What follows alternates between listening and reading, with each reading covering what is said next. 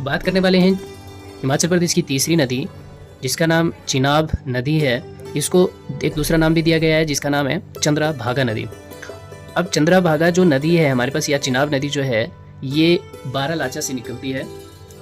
ठीक है, बारालाचा से निकलती है। इसके पीछे की एक स्टोरी है सॉरी, चिनाब नदी के पीछे की, कि चंद्रा और भागा दो नदियों से मिलकर हमारे पास चिनाब नदी बनती है। तो इसमें कहा जाता है कि जो चंद्रा और भागा थे ये आपस में कपल हुआ करते थे। तो इसमें जो सूरज का जो पुत्र था वो था भागा, और जो चंद्रमा की पुत्री थी वो थी चंद्रा। तो इन्होंने आपस में जब प्यार हुआ तो बाद में विवाह करने की सोची। तो इन्होंने कहा ठीक है, हम एक पर्वत पे से जाते हैं और एक तरफ से तुम जाओ, दूसरी तरफ से मैं चला जाता हूँ। तो जहाँ पे हम मिलेंगे वहाँ पे आकर के हम लोग कहते हैं कि शादी कर लेंगे।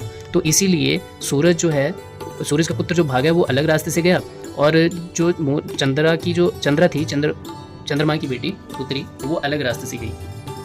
तो बारालाचा के ऊपर गए और वहाँ से अलग अलग रास्ते में चले गए, और जहाँ पे मिलेंगे बोलो वहाँ शादी कर लेंगे। तो तब जा करके जब एक तांडी नामक का स्थान आता है जो कि पांगी में आता है, चंबा के पांगी में, तो तांडी नामक स्थान, तो वहाँ पे आकर के दोनों आपस में मिलते हैं। तो वहाँ पे कहते हैं उसका विवाह हुआ था, और उसके बाद जो इसका नाम आया था वो चंद्रभागा से मिलकर के चिनाब इसका नाम आ गया था, क्योंकि एक ही नाम दिया था, दोनों एक साथ मिलके तो एक नाम दिया। और इसके साथ एक और अलग कहानी भी है कि पांडवों से भी इसका रिलेशन आता है, क्योंकि जो द्रौपदी थी उसके प्राण जो वहाँ हुए थे, फिर उसके बाद ऋषि वशिष्ठ थे, उसने अपना शरीर वहाँ छोड़ा था, ये भी कहा जाता तांडी में आकर के। लेकिन मेन जो है, जो पहली वाली थी सूरज का पुत्र भागा और चंद्रमा की पुत्री चंद्रा, तो इसका जो मेन जो कहानी है यही आ जाती है।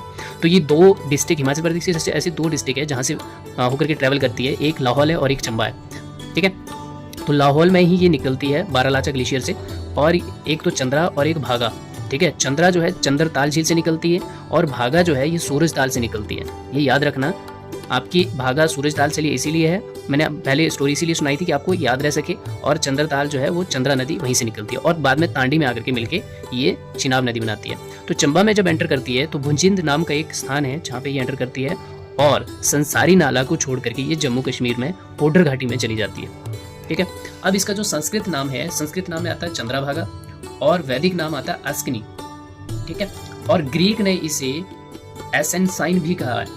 ठीक है, जब ग्रीक हुआ करते तो इन्होंने एसेंसाइन भी कहा इसे। और अगर पानी की दृष्टि से देखा जाए तो हिमाचल प्रदेश की सबसे बड़ी नदी है ये। ठीक है, पानी की उससे बोल रहा हूँ मैं, लंबाई तो हमारी सतलुज की आती है, लेकिन पानी की दृष्टि से अगर देखा जाए तो हिमाचल प्रदेश की सबसे बड़ी नदी आ जाती है।